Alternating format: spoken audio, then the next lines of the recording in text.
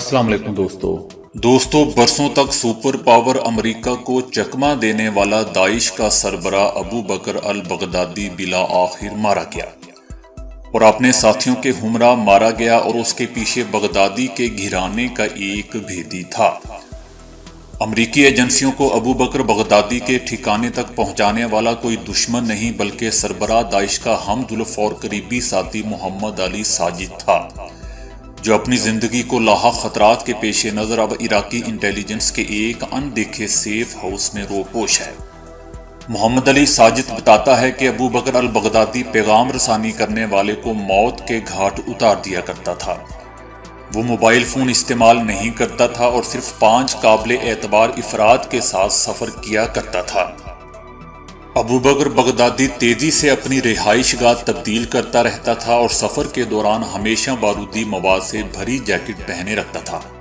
ये सफर ज्यादातर इराक से शाम के सरहदी इलाकों में होता और जहां क्याम करता वहां एक गहरी सुरंग तैयार करता था।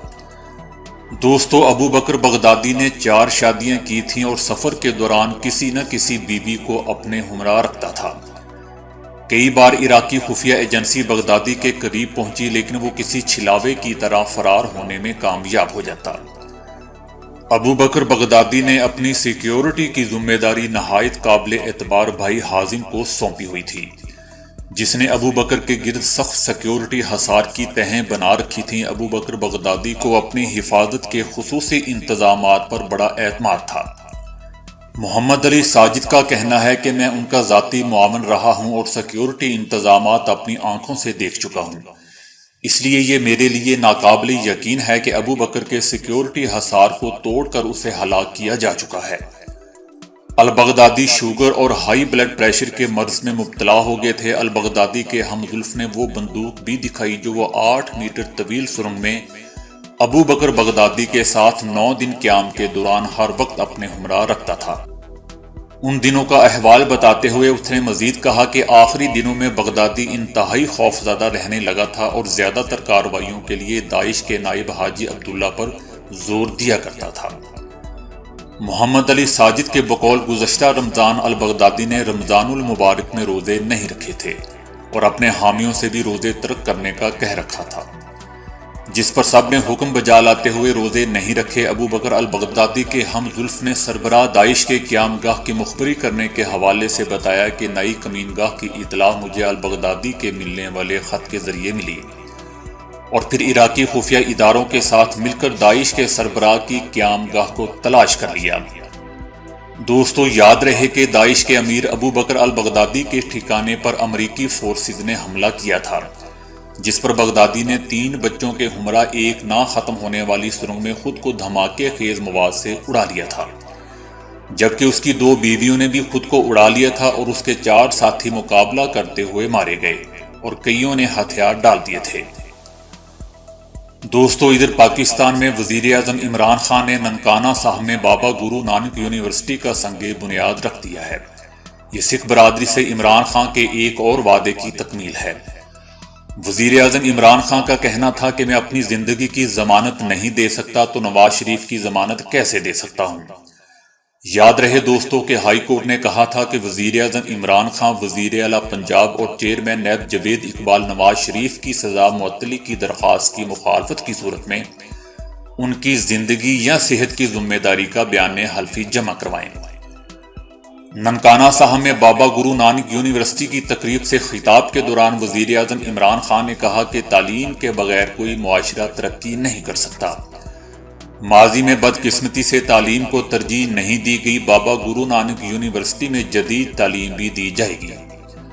सबसे ज्यादा करप्शन औकाफ की जमीनों पर हो रही है। अमीर लोगों की उनकी औलाद भी भूल जाती है, लेकिन दुनिया इंसानियत की खिदमत करने वालों को हमेशा याद रखती है। दोस्तों, ये उनका इशारा नवाज शरीफ की औलाद की तरफ था। वजीर आजम इमरान खान ने कहा कि अदालत की जानिब से वफाक और सूबाई हुकूमत से पूछा गया कि क्या हम नवाज शरीफ की जिंदगी की गारंटी दे सकते हैं। पंजाब की हुकूमत ने नवाज शरीफ को सेहत की बेहतरीन सहूलतें दी हैं। हम सिर्फ कोशिश कर सकते हैं, कोई इंसान की जिंदगी की जमानत नहीं दे सकता। فضل الرحمان کی حکومت کے خلاف آزادی مارچ سے متعلق وزیر اعظم نے کہا کہ وزیر اعظم بننے کے بعد پہلی تقریر میں ہی پیشگوئی کر دی تھی کہ کرب ٹولہ ایک ہو جائے گا۔ پہلے میثاق جمہوریت پر دستخط کیے گئے، مک مکا کر کے ملک کو لوٹا گیا، سب جانتے تھے کہ یہ خزانہ خالی کر کے گئے ہیں۔ پہلے دن سے سب نے مل کر شور مچایا کہ حکومت ناکام ہو گئی ہے، ہماری حکومت میں آدھا ٹیکس قرضہ واپس کرنے میں چلا گیا۔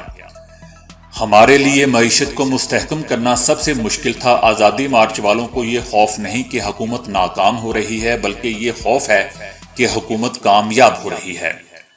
کہیں کہتے ہیں کہ یہ یہودی لابی کے ہیں، کہیں مہنگائی کی وجہ بتاتے ہیں۔ وزیر اعظم نے مزید کہا کہ P T I, known league اور پی پی کی حکومتوں کا پہلا سال دیکھ لیں، سب سے کم مہنگائی پی ٹی آئی کے پہلے سال میں ہوئی ہے۔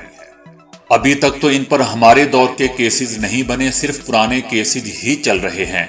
اقامہ منی لانڈرنگ کا ذریعہ تھا، کبھی سنا کہ وزیر اعظم کے پاس اقامہ ہے؟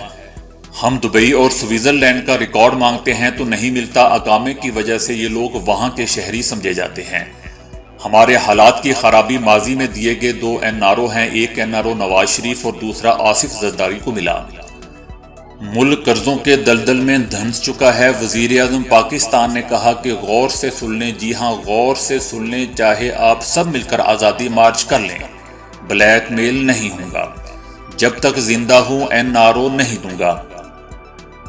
دوستو، ادھر ایک نئی تحقیق سے معلوم ہوا ہے کہ پوری دنیا میں خون اور اس کے اجزاء کی طلب بڑھ رہی ہے۔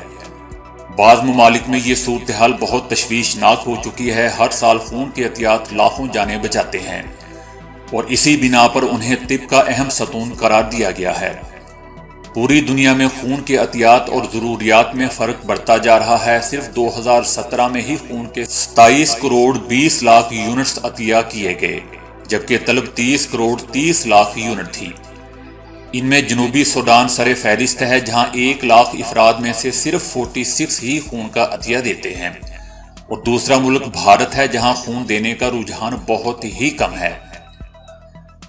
دوستو، ادھر پاکستان میں سکھر میں آزادی مارچ کے دوسرے مرحلے میں ملتان روانگی سے قبل اپنے خطاب میں فضل الرحمان نے کہا ہے کہ سب جانتے ہیں کہ حکمرانوں نے کشمیر کا سودا کر لیا ہے۔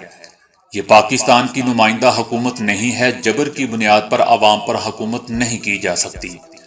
تمام سیاسی جماعتیں ملک پر جبر محسوس کر رہی ہیں، ملک کی معیشت تباہ ہو چکی ہے اور یہ ملک کے لیے خطرہ بن چکے ہیں۔ حکمران ملک کی کشتی کو ڈبو رہے ہیں، جسے عوام کو بچانا ہے۔ فضل الرحمان نے مزید کہا کہ ہم آئین، جمہوریت اور اسلام کے لیے نکلے ہیں، ہم پیچھے ہٹنے کو تیار نہیں۔ سیاسی جنگ کا طبل جنگ بچ چکا ہے، ہمیں سیاسی جنگ لڑنی ہے۔ عوام اسلام آباد کی طرف لانگ مارچ کریں گے تاکہ قوم کو ظالموں سے نجات مل سکے۔ آج انسانوں کا سیلاب اسلام آباد کی طرف جا رہا ہے، یہ طوفان ایوانوں کے کچرے کو اپنے ساتھ بہا کر لے جائے گا۔ دوستو، ادھر سعودی عرب کے شہر حفر الباطن میں جمعے کی صبح شروع ہونے والی طوفانی بارشوں سے 7 افراد جاں بحق جبکہ 11 زخمی ہو گئے ہیں۔ بارش کے باعث ٹریفک حادثات میں 40 گاڑیاں مکمل طور پر تباہ ہو گئی ہیں، جبکہ ژالہ باری سے گھروں کو، چھتوں کو بھی نقصان پہنچا ہے۔ سیلابی پانی گھروں میں داخل ہو گیا ہے اور خطرے سے دوچار ہونے والے 1176 افراد نے امداد فراہم کرنے والے اداروں سے رابطہ کیا ہے۔ طوفانی بارش کا سلسلہ جمعہ صبح 7 بجے شروع ہوا اور یہ اتوار کی رات کو جاری رہا۔ طوفانی بارش کے ساتھ بڑے بڑے اولے بھی گرے، جن کے نتیجے میں گاڑیوں اور گھروں کو نقصان پہنچا۔ دوستو، دبئی کے بازاروں میں آئندہ ویکینڈ پر سپر سیل کا اعلان امارات میں دنیا بھر سے آئے ہوئے تارکین اور خود اماراتی شہریوں میں جوش و خروش پیدا کر رہا ہے۔ جمعرات، جمعہ اور ہفتے کو 90% تک رعایتی سیل کا اعلان کیا گیا ہے۔ ملبوسات، آرائشی اشیاء، میک اپ، گھریلو ساز و سامان، الیکٹرانک آلات، بچوں کی اشیاء، سونے چاندی اور زیورات پر 90% تک رعایت دی جائے گی۔